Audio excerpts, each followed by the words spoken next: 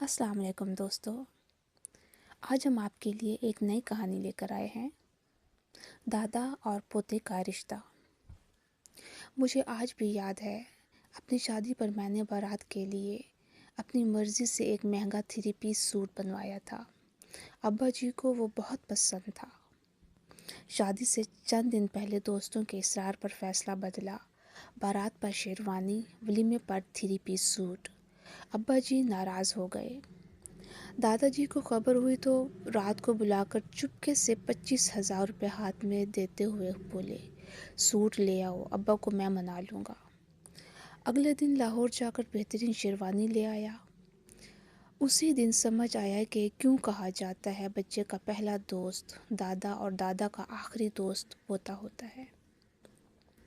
یہ جملہ محض الفاظ نہیں، وقت کی تہ میں لکھی ایک سچائی ہے جو دل میں اتر کر وہیں ٹھہر جاتی ہے۔ بچہ جب دنیا میں آتا ہے تو ہر چیز اجنبی ہوتی ہے۔ ماں سکون ہے، باپ تحفظ ہے، مگر مسکراہٹ کی زبان دادا سکھاتا ہے۔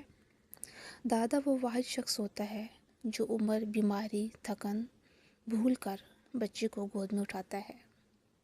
اس کی جھریاں کھلونا، اس کی آواز لوری بن جاتی ہے۔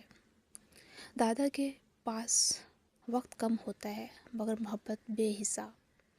وہ دنیا کے تلخ تجربات کے بعد بچے کو دنیا نرم کر کے دکھاتا ہے۔ جہاں ماں باپ نظم سکھاتے ہیں، وہیں دادا چھوٹے اصول توڑ کر مسکراہٹ خریدتا ہے۔ ابا نے منع کیا ہے، کوئی بات نہیں، دادا ہے نا۔ یہ جملہ بچپن کا سب سے مضبوط قلعہ ہوتا ہے۔ دادا کی آغوش ابا کی ڈانٹ سے بچنے کی سب سے محفوظ جگہ ہوتی ہے۔ دادا کہانیاں سناتا ہے، ایسی کہانیاں جو کتابوں میں نہیں ملتی، جن میں مٹی کی خوشبو اور پرانے وقتوں کی سانسیں ہوتی ہیں۔ بچہ کہانی سنتے ہوئے ہنستا ہے، دادا سناتے ہوئے ماضی میں جیتا ہے۔ وقت گزرتا ہے، بچہ بڑا ہوتا ہے، دادا چھوٹا۔ چال آہستہ ہو جاتی ہے، باتیں دہرائی جانے لگتی ہیں، اور اب پوتا دادا کا سہارا بن جاتا ہے۔ اب پوتا یاد دلاتا ہے، دوا، نماز، لاٹھی، اور یہ سب بوجھ نہیں لگتا، کیونکہ کبھی یہی ہاتھ پیشانی پر رکھا جاتا تھا۔ دادا کے دوست ایک ایک کر کے رخصت ہو جاتے ہیں، محفلیں ختم ہو جاتی ہیں۔ ایسے میں جو شخص موبائل رکھ کر ان کے پاس بیٹھتا ہے، جو ان کی خاموشی سمجھتا ہے، وہ پوتا ہوتا ہے۔ اسی لیے دادا کا آخری دوست پوتا ہوتا ہے۔ یہ دوستی بے غرض ہوتی ہے، بے حساب ہوتی ہے۔ دادا کے جانے کے بعد گھر وہی رہتا ہے، مگر چھت اٹھ جاتی ہے اور آسمان بہت بڑا اور سرد لگنے لگتا ہے۔ اور جب وہی پوتا خود دادا بنتا ہے تو ننھے ہاتھ کی گرفت میں وہی پرانی گرمی محسوس کرتا ہے۔